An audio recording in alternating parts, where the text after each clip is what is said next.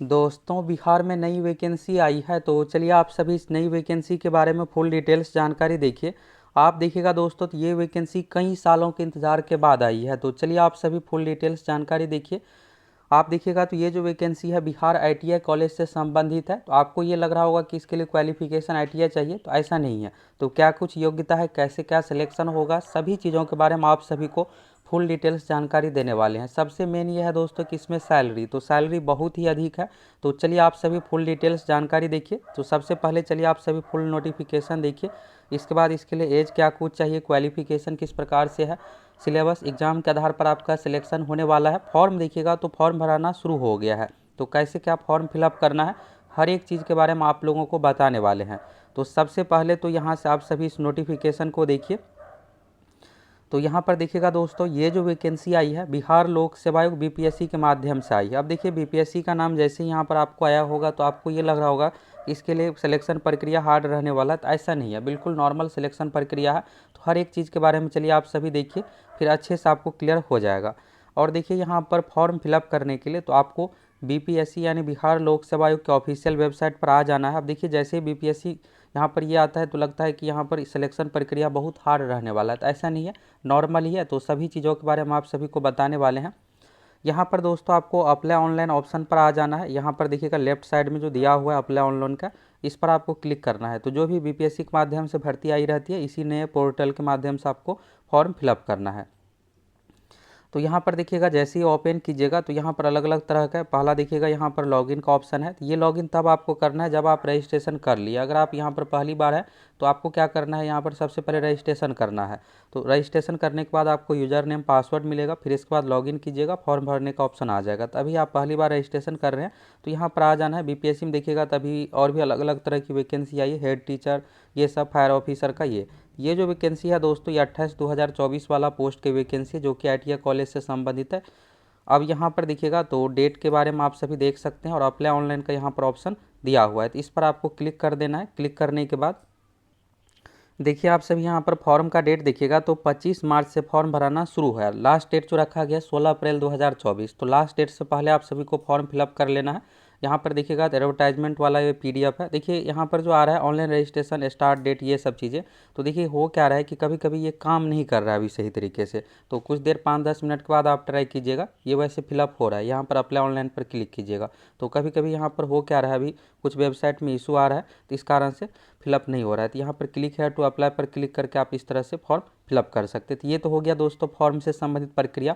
अब चलिए इसके लिए आप में से कौन कौन फॉर्म फिलअप कर सकते हैं, कैसे क्या सिलेक्शन होगा, सभी चीज़ों के बारे में फुल डिटेल्स देखिए। और दोस्तों आप सभी ये बताइए कि आप अभी किस वैकेंसी के इंतजार में, आप में से कौन कौन CGL4 यानी कि चतुर्थ स्नातक स्तरीय वैकेंसी के इंतजार कर रहे हैं, दरोगा, बिहार पुलिस, आप किस वैकेंसी के इंतजार कर रहे हैं, फटाफट कमेंट करके बताइए।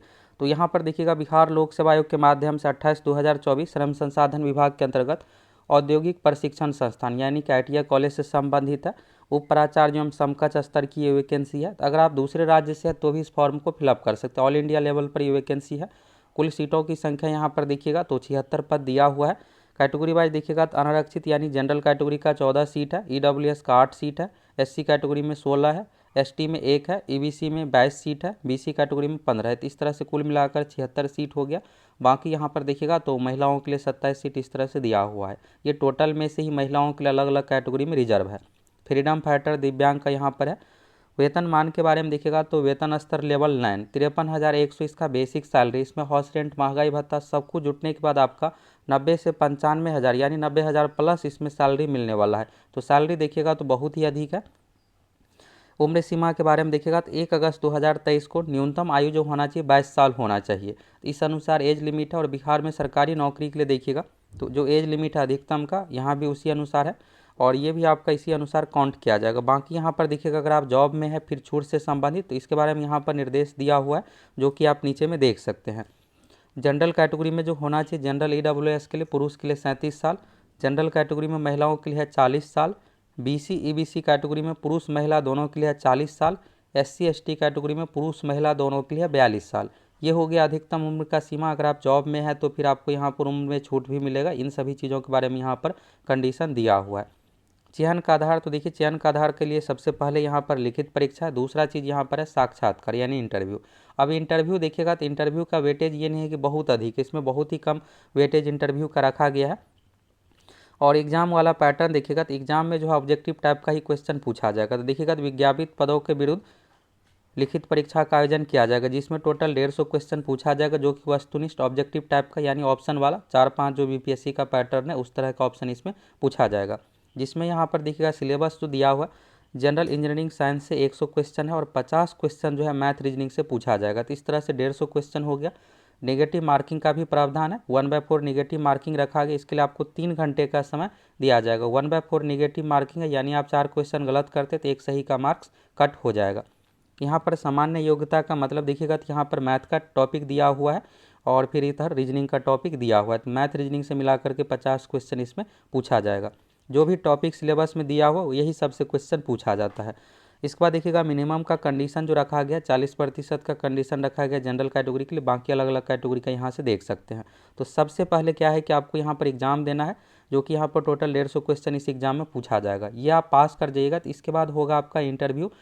इंटरव्यू के लिए देखिएगा अन्य प्रक्रियाओं के बारे में देखिए यहाँ पर इंटरव्यू शैक्षणिक योग्यता सभी मिलाकर जो है 100 अंक निर्धारित किया गया। तो इस 100 अंक में देखिएगा तो न्यूनतम निर्धारित 40 अंक, यानी आपका जो क्वालिफिकेशन है मिनिमम वाला, इसके लिए 40 अंक आपको मिलने वाला है। ये मिनिमम का क्या कुछ क्वालिफिकेशन में है तो यहाँ से आप सभी देखिए। अब देखिएगा यहाँ पर सीधी नियुक्ति के लिए न्यूनतम शैक्षणिक योग्यता, तो किसी भी भारतीय विश्वविद्यालय संस्थान से AICTE से मान्यता प्राप्त से यहाँ पर डिग्री इन इंजीनियरिंग यानी जो बीटेक किए हुए ये इसके लिए एलिजिबल है। यहाँ पर देखिएगा अथवा समकक्ष यहाँ पर दिया हुआ भी है, बीटेक, BSc इंजीनियरिंग, BS। अब आप सोच रहे होंगे कि इसमें ब्रांच, तो ब्रांच से कोई मतलब नहीं है, बस यहाँ पर टेक्निकल डिग्री आपके पास होना चाहिए, किसी भी ब्रांच से है आप इस फॉर्म को भरने के लिए योग्य है। इसके बाद यहाँ पर देखिएगा तो एक कंडीशन है, जो कि टेक्निकल डिग्री देखिएगा तो रेगुलर मोड में होता है, डिस्टेंस मोड में नहीं, तो इसके बारे में है। इसके बाद देखिएगा विशिष्ट योग्यता। विशिष्ट योग्यता में यहाँ पर एमटेक मांगा गया है, लेकिन ये जरूरी नहीं है, बस इसका यहाँ पर आपको वेटेज मिलने वाला है शैक्षणिक योग्यता में। इसके बारे में देखिएगा यहाँ पर स्पष्ट लिखा हुआ है, नियमावली के प्रावधान के अनुसार न्यूनतम शैक्षणिक योग्यता के अंतर्गत विशिष्ट योग्यता तथा कार्य अनुभव या शिक्षण अनुभव आवश्यक अर्हता नहीं है। अगर आपके पास ये विशिष्ट योग्यता नहीं भी है तो भी आप इस फॉर्म को भर सकते हैं। विशिष्ट योग्यता के लिए देखिएगा तो एक तरह से ये वांछनीय योग्यता, ये जरूरी नहीं है, और इसके लिए देखिएगा तो अतिरिक्त अंक की व्यवस्था है बस। तो यहाँ से आपको क्वालिफिकेशन के बारे में क्लियर हो गया कि डिग्री यहाँ पर इंजीनियरिंग डिग्री वालों के लिए ये फॉर्म है, जो भी इसमें किए हुए हैं ये सभी भर सकते हैं। तो यहाँ से क्वालिफिकेशन क्लियर हो गया। एज के बारे में आप सभी देख ही लिए हैं।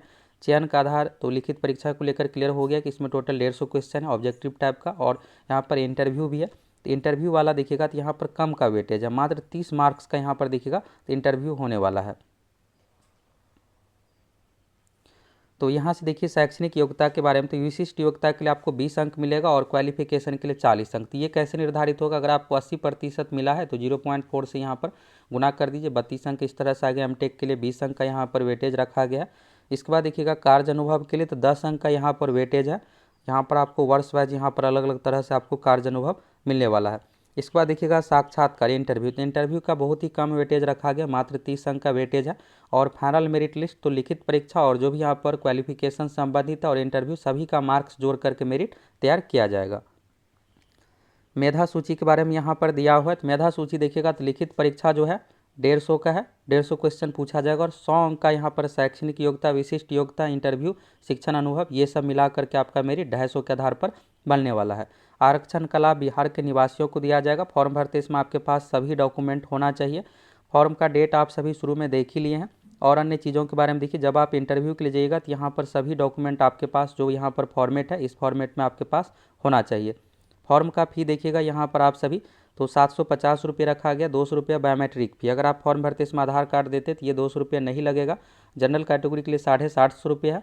अगर आप SC ST महिला दिव्यांग है तो आपको 200 रुपये फॉर्म का फ़ी देना पड़ेगा। ये ऑनलाइन किसी भी माध्यम से आप BPSC की वेबसाइट से फिलअप कर सकते हैं फॉर्म का डेट देखिएगा 25 मार्च से लेकर के 16 अप्रैल लास्ट डेट है।